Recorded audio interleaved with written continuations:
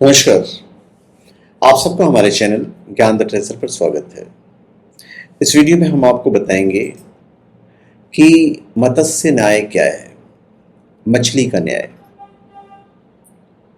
और ये कब से लागू हुआ है या कब बनाया गया।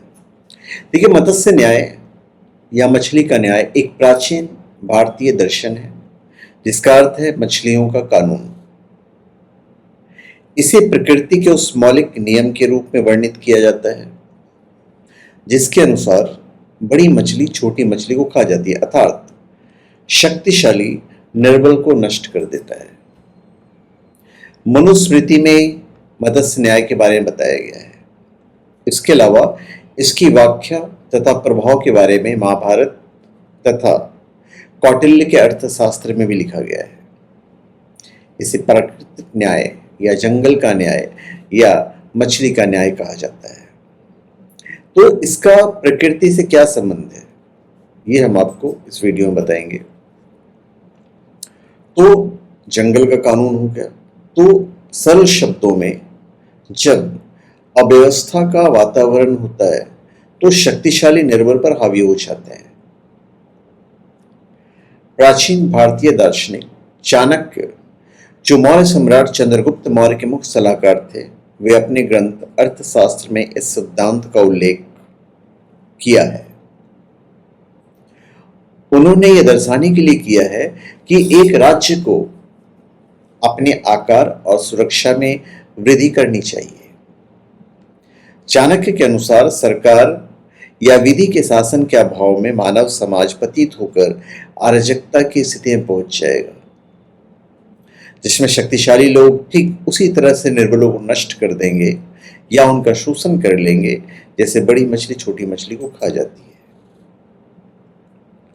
अब ये उचित है या नहीं, ये तो हम आपको इस वीडियो में नहीं बताएंगे, किसी अन्य वीडियो में बताएंगे। तो मत्स्य न्याय क्या है, हम सिर्फ वही बताने वाले हैं इस वीडियो में। उदाहरण से भी हम आपको समझा सकते हैं। उदाहरण के रूप में देखिए, हम अपने विद्यालय की पुस्तकों का उदाहरण ले सकते हैं जिसमें हमें पशु पक्षियों का खाद्य श्रृंखला समझाई जाती है। तो इसके अनुसार जिस प्रकार एक कीट पतंगे को मेढक खा जाता है तो मेढक को सांप खा जाता है, और उसी सांप को एक बाज या उल्लू खा जाता है। इसी प्रकार यह श्रृंखला चलती है। पेड़ पौधों में भी यही देखने को मिलता है। यदि आप दो पेड़ों को एक साथ लगा देंगे तो आप पाएंगे कि ज्यादा शक्तिशाली पेड़ के द्वारा कम शक्तिशाली पेड़ का अन्न जल खाद जो है वो बड़ा पेड़ ले लेगा। तो इस प्रकार शक्तिशाली पेड़ ही बचता है और कमजोर पेड़ जो नष्ट हो जाता है। इसे प्रकृति का नियम इसलिए कहा जाता है क्योंकि पृथ्वी पर सब कुछ वन, अरण्य, इनसे ही शुरू होता है तथा वहां केवल प्रकृति का ही नियम चलता है। इसका सिद्धांत यही है कि एक मजबूत शक्तिशाली जीव ही अपने भोजन को प्राप्त कर पाता है तथा जीवित रहता है। तो मत्स्य न्याय में कोई नियम, सिद्धांत, कानून, व्यवस्था, अधिकारी नहीं होते हैं। इसका केवल एक सिद्धांत है और वो है सशक्त जीव रहेगा और निर्बल मारा जाएगा।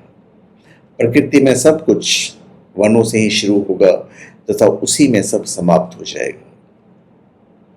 धर्म ग्रंथों में भी इसकी उल्लेखना की गई है। इसी मत्स्य न्याय को समाप्त करने की शक्ति केवल मानव जाति में होती है, क्योंकि ईश्वर ने उसे जो चीज दी है वह किसी अन्य जीव में नहीं है, और वह है असीमित बुद्धि तथा ज्ञान को अर्जित करने की क्षमता।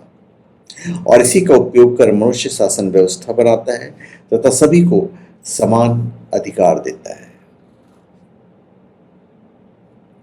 इसीलिए कौटिल्य दंड के महत्व पर बल देते हैं, क्योंकि इसके अभाव में मत्स्य न्याय अर्थात अराजकता उत्पन्न हो जाएगी। तो धन्यवाद। आप सबका हमारे चैनल पे स्वागत है।